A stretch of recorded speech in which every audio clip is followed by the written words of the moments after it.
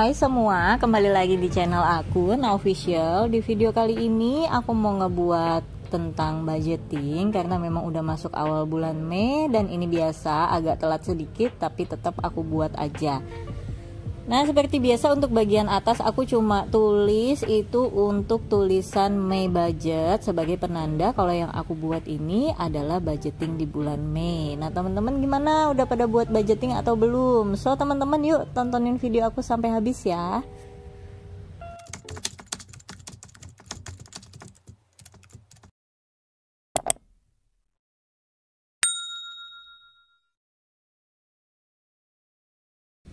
Wah, ini adalah bulan pertama setelah lebaran kita ngebuat budget lagi teman-teman. Kemarin gimana nih ngelewatin hari puasa, hari lebarannya, budgetnya aman aja sesuai dengan yang udah kalian budgetkan di bulan kemarin? Atau ada over budget nih yang mengharuskan kalian ngegunain dana darurat atau malah akhirnya sampai ngajuin pinjaman? Amit-amitnya jangan sampai, tapi lah ya.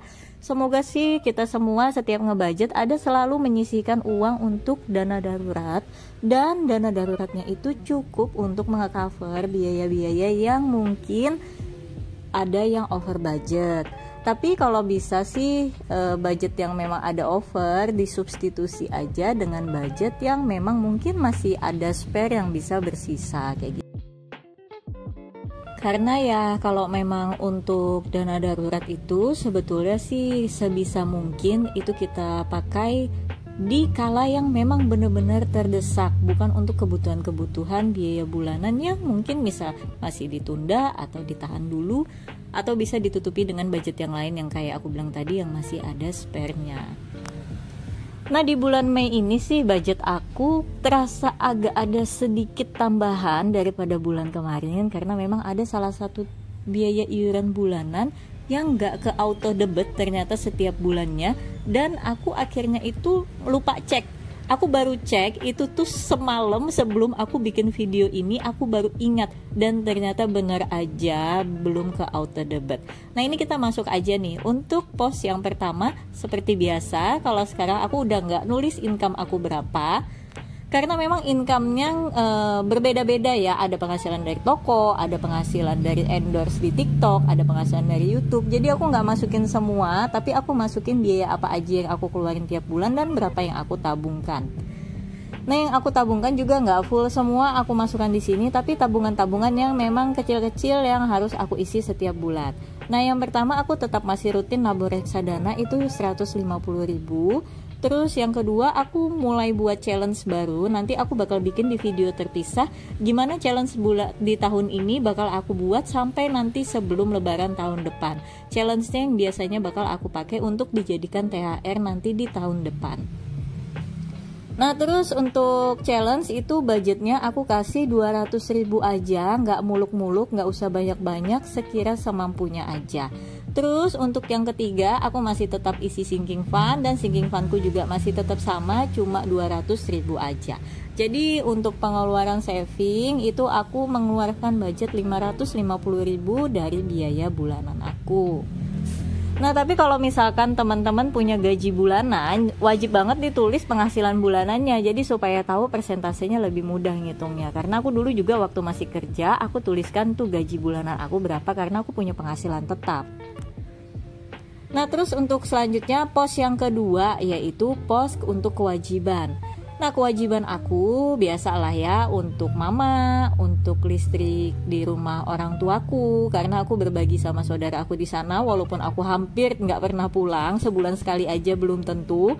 Lalu yang ketiga untuk listrik di toko aku, yang ini, nah kalau ini voucher jadi lumayan agak tinggi biayanya, untuk wifi dan untuk biaya iuran sampah di toko, dan ini nih yang aku cerita tadi aku kelupaan adalah BPJS kesehatan. Masing-masing posnya untuk mama itu 400, untuk listrik rumah 150, untuk voucher listrik di toko itu 500 karena memang ya biasalah kalau untuk usaha harus selalu dingin, nonstop AC.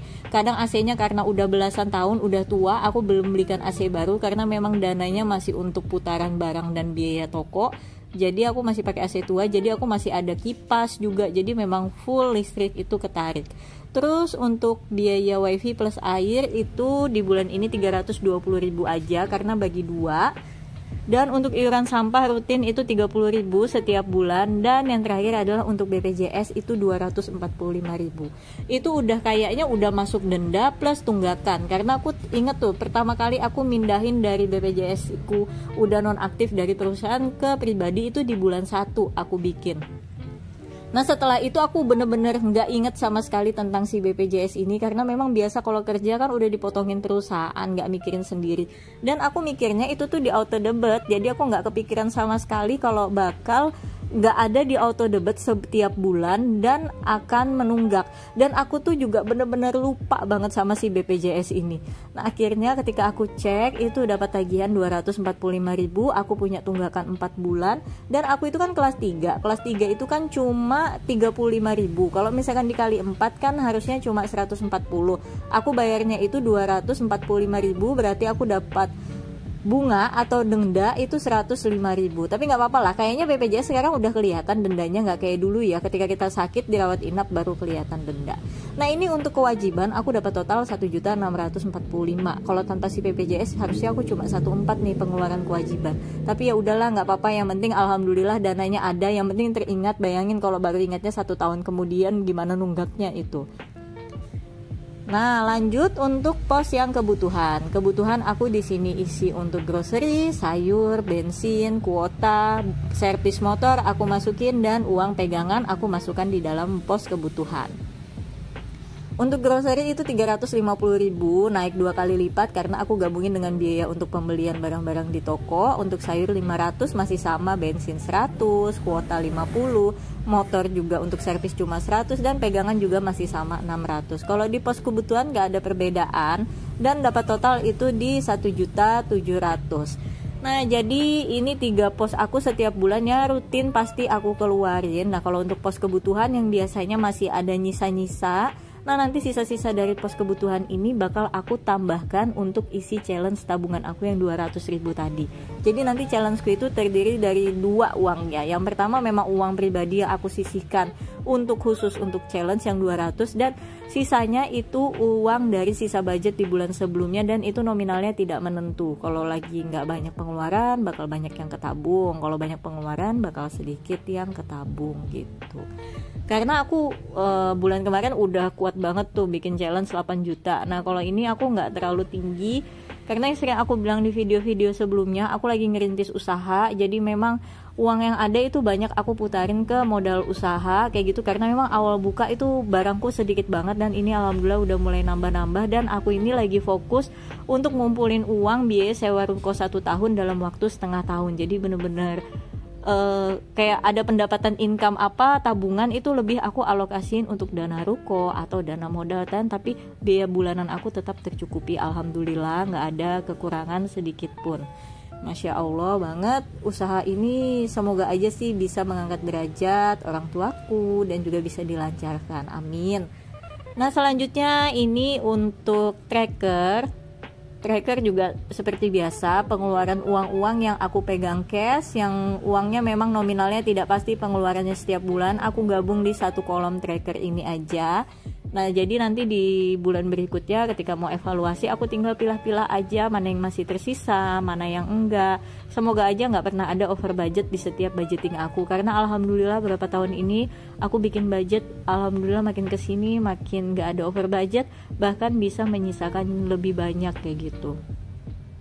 Nah kalau untuk bagian tracker ini teman-teman terserah ya, teman-teman mau boleh digabungin jadi satu kayak gini, atau teman-teman mau bikin tracker per budget atau per pos-posnya juga boleh banget.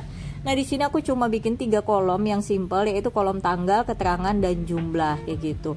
Dan ini kebanyakan memang yang aku bilang adalah kolom kebutuhan. Kebutuhan juga nggak semua ya, kayak misalkan kuota itu kan yang memang langsung beli segitu nilainya, jadi memang nggak aku tulis lagi di sini. Tapi biasanya ini untuk grocery, untuk sayur yang biasa belanjanya harian atau mingguan, terus untuk bensin juga, dan untuk uang pegangan wifi, air, dan iuran sampah itu juga enggak aku masukin di tracker ini, karena memang itu biayanya udah lumayan pasti sih. Kalau sampah itu udah pasti banget, kalau wifi lumayan pasti, biasanya beda-beda tipis-tipis aja.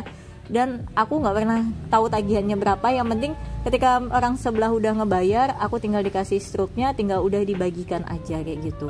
Alhamdulillah di sini bertetangga akur-akur banget, walaupun pengusaha-pengusaha muda semua, nggak terlalu yang tua-tua banget, tapi mereka nggak yang gimana-gimana gitu. Enak lah pokoknya, aku dapat lingkungan yang nyaman banget. Nah ini udah selesai aku buat budgetingnya, dan tinggal dihias-hias, ditempel-tempel biar menyemangati ketika lagi ngebuka budget, ketika lagi reminder diri nih kayak aduh pengeluaranku kok kayaknya banyak banget ya, ayo buka dulu yuk budget ya. Atau ketika lagi nulis nih biaya harian, karena kan buku budget ini harus sering dibuka ya teman-teman, apalagi kan kalau misalkan lagi ada pengeluaran itu kan otomatis bakal ngebuka, ngecatet. Nah kalau misalkan kita hias-hias cantik kayak gini kan jadinya happy ngelihatnya, jadinya semangat.